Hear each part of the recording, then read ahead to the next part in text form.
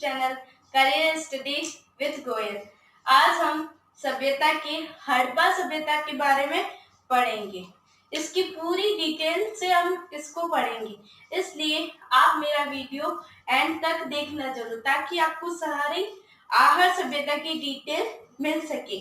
और मेरे चैनल को सब्सक्राइब कर देना, ताकि आने वाली वीडियो की नोटिफिकेशन आपको मिल सके। आहर सभ्यता के बारे में पढ़ते हैं। आहर सभ्यता कहाँ विकसित हुई? आहर सभ्यता कहाँ विकसित हुई?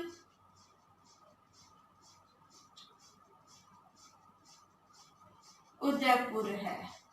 उदयपुर में आहर नामक स्थान में क्या हुई थी? आहर सभ्यता विकसित हुई थी। आहर नामक स्थान पे आहर सभ्यता विकसित हुई।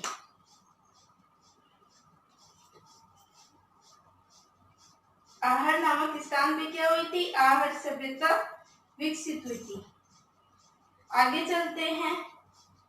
आहर सभ्यता कौन सी नदी के किनारे है? आहर सभ्यता कौन सी नदी के किनारे है? यह आयर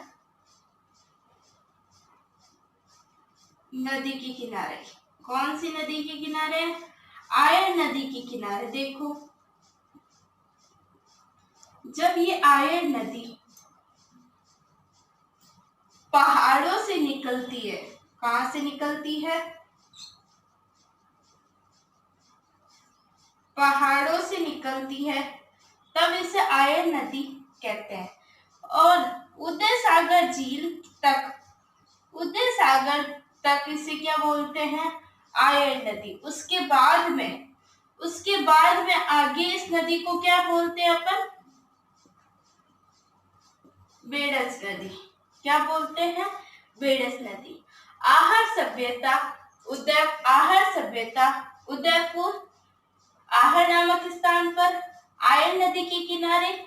आयर नदी पहाड़ों से निकलकर उदय सागर झील तक आती है, तब तक उसे हम आयर नदी कहते हैं, और बाद में उसे बेडस नदी कहते हैं।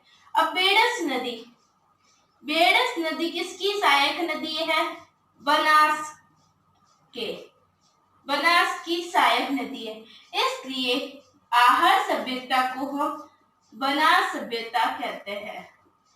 बनास सभ्यता भी कहते हैं। आहर सभ्यता को अपन क्या कहते हैं? बनास सभ्यता भी कहते हैं। अब देखो,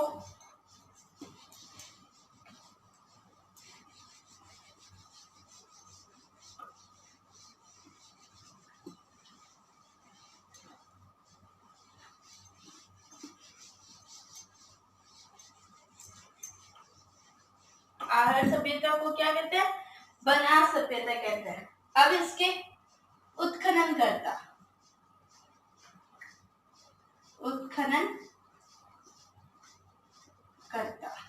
देखो, इसके उत्खनन करता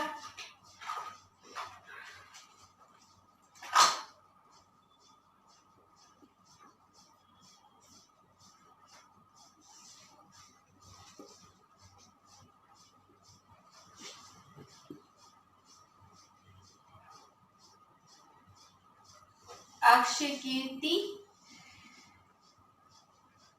व्यास। उत्खनन करता कौन है? अक्षकीर्ति व्यास। कब किया उत्खनन? 1953 में।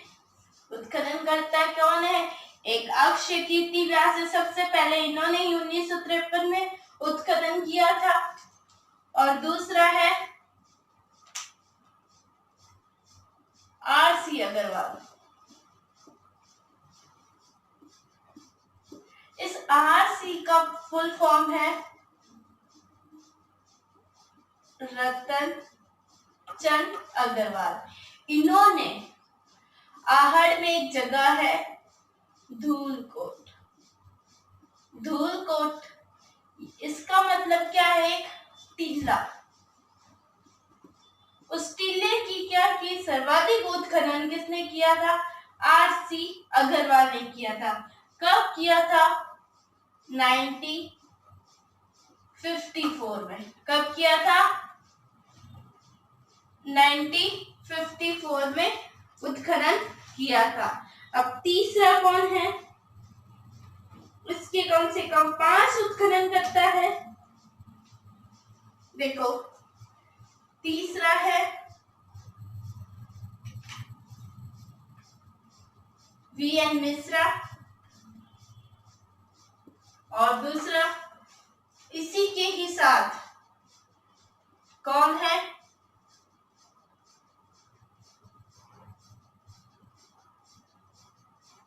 धीरज लाल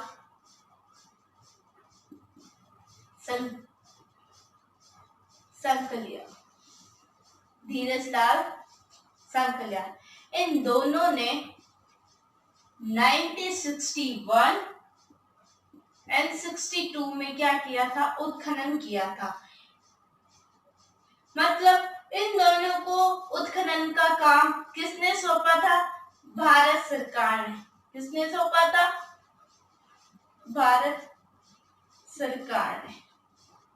अब देखो, पहला है अक्षय कीर्ति व्यास 1953, सबसे पहले इन्होंने उत्खनन किया था। फिर आर.सी. अग्रवाल, इन्होंने 1954 में धूलकेत नामक, मतलब धूलकोट का स्थानीय नाम मतलब धूलकोट कहते हैं। इसका क्या मतलब है? टीला। टीले के स्थानीय नाम को धूलकोट कहते हैं। इसका किसने किया था?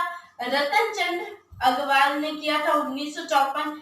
तीसरा है वीएन शर्मा एंड धीरज लाल सांकलिया, इनको अपॉइंटमेंट को किसने किया था? भारत सरकार ने इनको उत्खनन का काम सौंपा था आहड़ में 1961 और 62 में।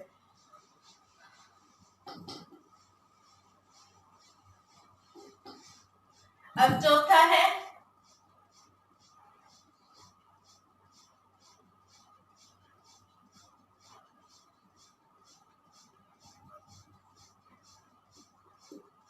विजय कुमार एंड पीसी चक्रवर्ती। कौन है? विजय कुमार, पीसी चक्रवर्ती। इन्होंने काम स्टार्ट किया था 1962 के बाद में। 1962 के बाद इनको कार्यभार ये उत्खनन का किसने सौंपा था? राज्य सरकार ने, मतलब राजस्थान सरकार ने इनको कार्यभार सौंपा था। अब देखो, ये अलग अलग क्यों इम्पोर्टेंट है? क्योंकि पहले पूछ लिए जाते हैं कि सर्वप्रथम इसका उत्खनन किसने किया, वो कौन है? अक्षय कीर्ति व्यास है। और दूसरे नंबर धूलकोट का सबसे ज्यादा उत्खनन किसने किया था? आर.सी. अग्रवाल ने 1954 में किया था। और तीसरा नंबर भारत सरकार द्वारा इसने उत्खनन करता कौन थे? आहड़ सभ्यता की। आरएस मैन में क्वेश्चन आ चुका है, या आरएस मैन में यह क्वेश्चन आता है। वीएन मिश्रा और धीरज लाल सांकलिया ने भारत सरकार के द्वारा 1961 और 62 में उत्खनन का काम किया था आहड़ सभ्यता में। चौथा विजय कुमार एंड पीसी चक्रवर्ती, इन्होंने 62 में राज्य सरकार के द्वारा इनको कार्य सौंपा गया उत्खननकर्ता का। ये 4 है। इनको याद करना कंपल्सरी, क्योंकि इसमें से क्वेश्चन पूछ लिए जाते हैं। जैसे आरएस मैन में पूछा जाता है कि धूलकोट के बारे में लिखिए। अब धूलकोट वह स्थान है जहां पे सबसे ज्यादा उत्खनन हुआ है। कौन सा? आर.सी. अग्रवाल ने किया था। ठीक है, अब इसकी विशेषता पढ़ते हैं। नहीं, पहले इसके प्राचीन नाम पढ़ते हैं।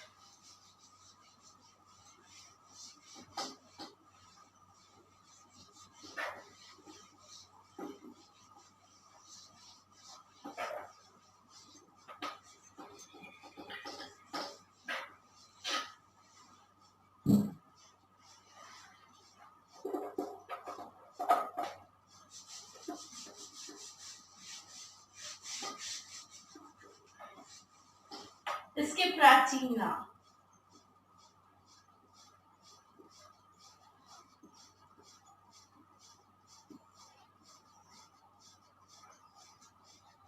देखो, आहड़ को क्या कहते हैं?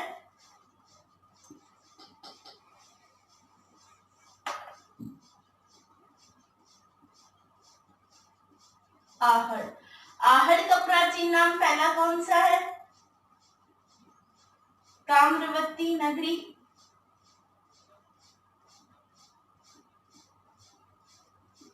दूसरा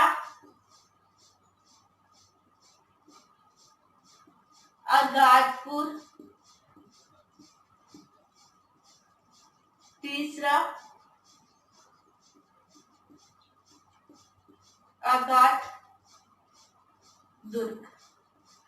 अब देखो, ताम्रवती नगरी क्यों पड़ा? क्योंकि यहाँ पे सबसे ज्यादा तांबे के अवशेष मिले थे।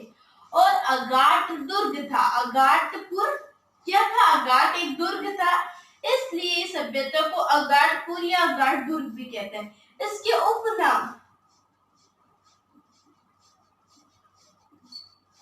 इसको उपनाम क्या है? मर्तकों का टीला। मर्तकों का टीला। अब देखो, इस आहड़ सभ्यता का 8 बार क्या हुआ था? निर्माण एवं 8 बार इसका पतन हुआ था। 8 बार इसका निर्माण और 8 बार इसका क्या हुआ था? पतन हुआ था। इसलिए इसको क्या कहते हैं? मर्तकों का टीला। आहड़ सभ्यता क्या थी?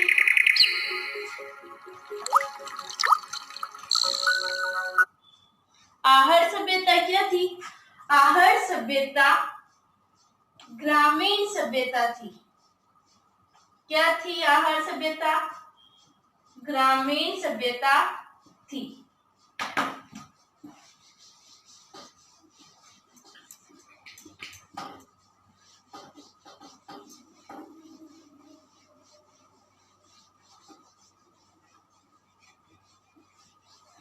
क्या थी आहड़ सभ्यता?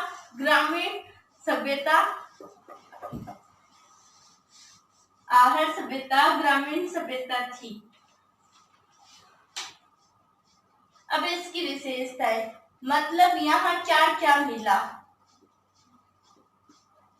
पहले तो मैंने बताया था यहाँ पे इसको ताम्र नगरी में कहते हैं, इसलिए यहाँ पे तांबे की सर्वाधिक चीजें मिली। तांबे की सर्वाधिक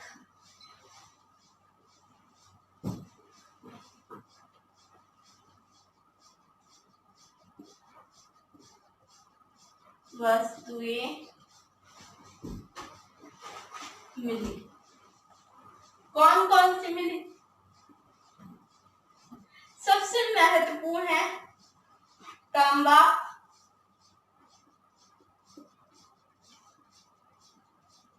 तांबा गलाने की भट्टी मिली।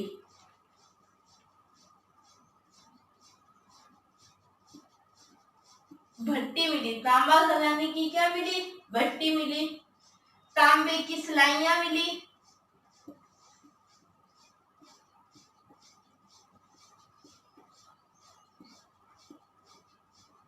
जल पात्र मिले तांबे के। बिना हत्थे के जल पात्र मिले।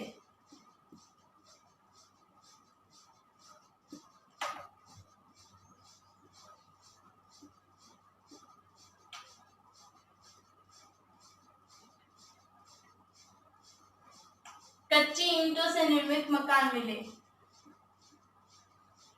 कच्ची ईंटों से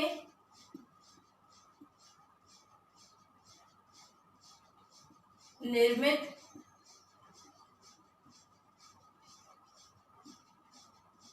मकान मिले। कौन से ईंटों से निर्मित थे मकान? कच्ची ईंटों के। और इनके मकान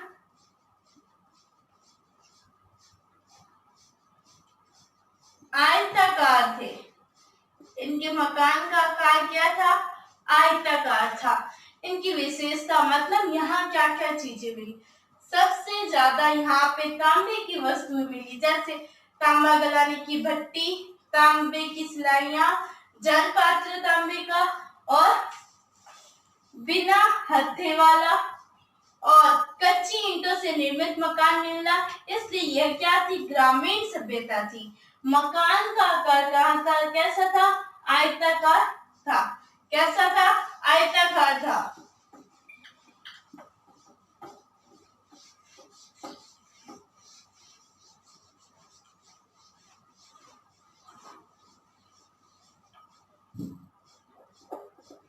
मकान का आकार कैसा था? आयताकार था। 6 मुद्राएं मिली और 3 मोहरे मिली। जो 6 मुद्राएं मिली उनमें से एक पर क्या था? त्रिशूल का निशान।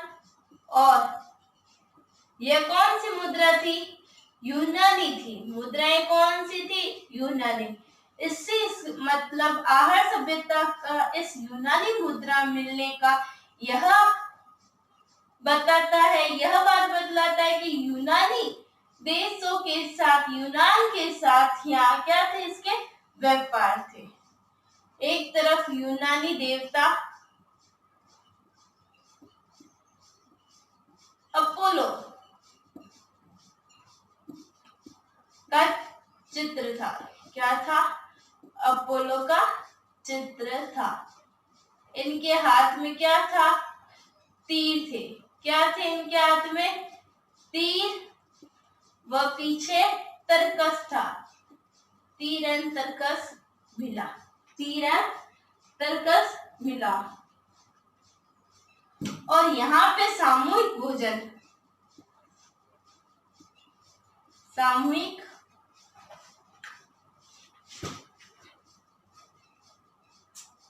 भोजन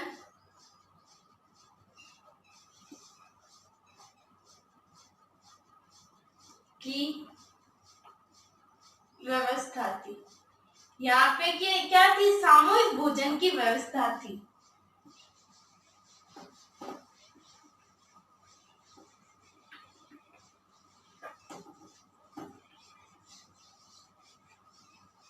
सामूहिक भोजन की व्यवस्था थी।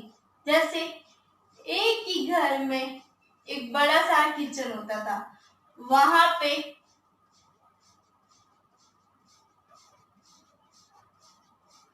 क्या थे? बहुत सारे चूल्हे मिले। वहां पे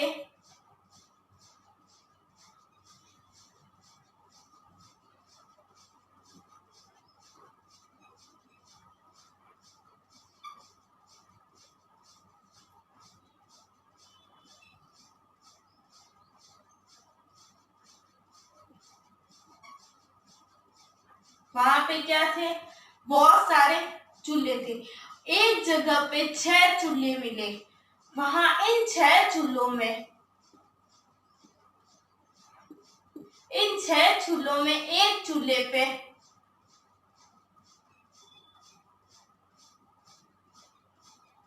मानव हथेली के निशान मिले। 6 चूल्हों पे किसके हथेली के? मानव की हथेली के निशान मिले थे इन 6 चूल्हों में। और ये लोग बैल से परिचित थे। बैल से क्या थे? परिचित थे। और कृषि से भी परिचित थे।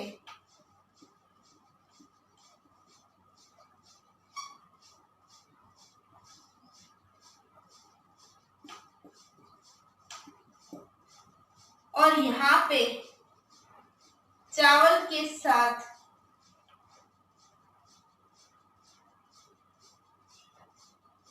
ज्वार की क्या मिले? दोनों धान की फसलें के प्रत्यक्ष प्रमाण मिले। धान की फसलों के प्रत्यक्ष प्रमाण मिले।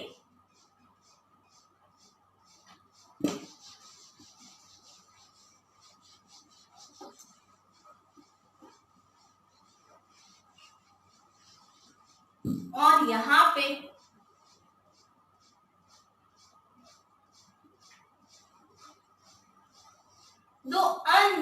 अन्य। कौन से?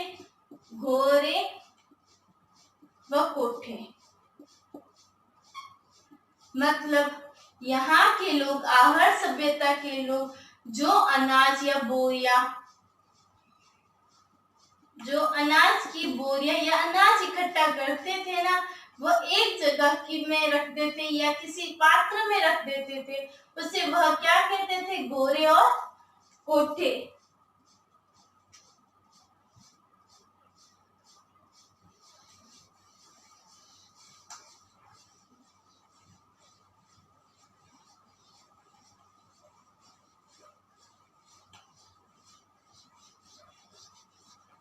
ये लोग सिलाई, मतलब सिलाई से क्या थे?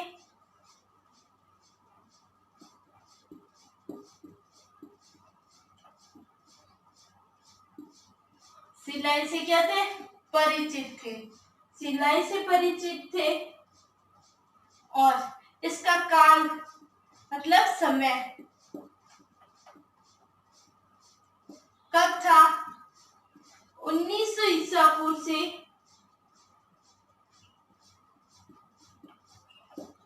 1200 ईसा पूर्व। 1900 ईसा पूर्व से 1200 ईसा पूर्व। यह किसने कहा था?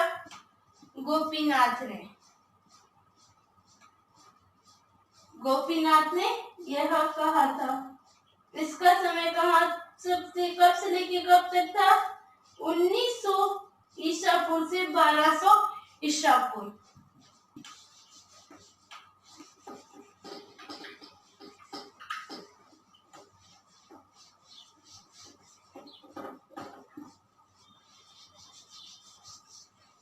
उन्नीस सौ ईसा पूर्व से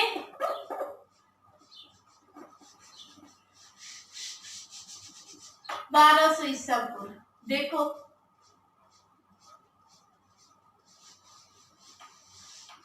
यहाँ पे एक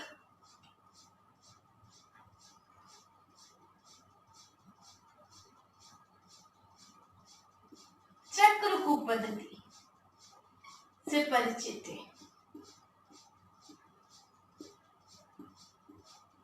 पद्धति से परिचित। यह चक्रकूप पद्धति क्या है? एक वैज्ञानिक पद्धति है। कैसे? जब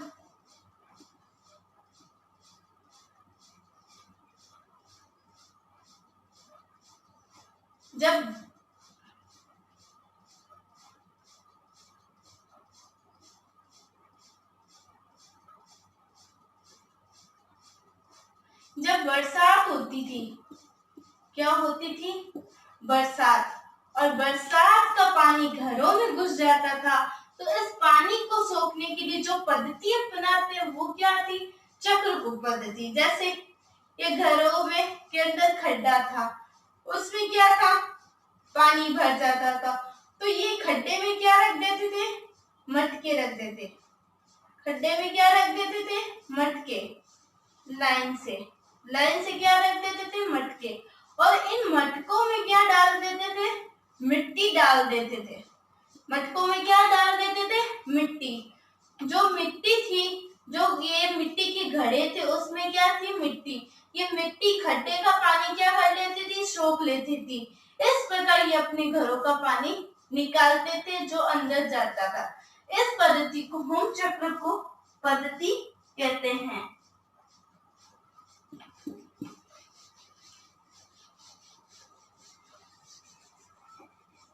और ये मृतकों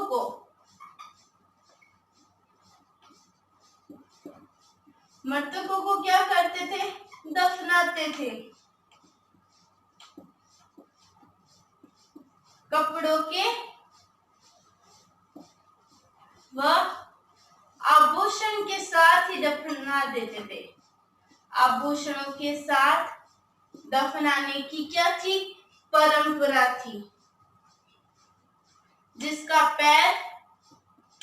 पैर तो कहाँ था? दक्षिण में होता था। पैर दक्षिण में और सर उत्तर में होता था। ये हो गई आपकी आहर सभ्यता। अगर मेरा आहार सभ्यता वाला वीडियो आपको पसंद आया है तो इसे लाइक करना, शेयर करना, कमेंट करना एंड सब्सक्राइब करना, ताकि आने वाली वीडियो की नोटिफिकेशन आपको मिल सके। Thank you.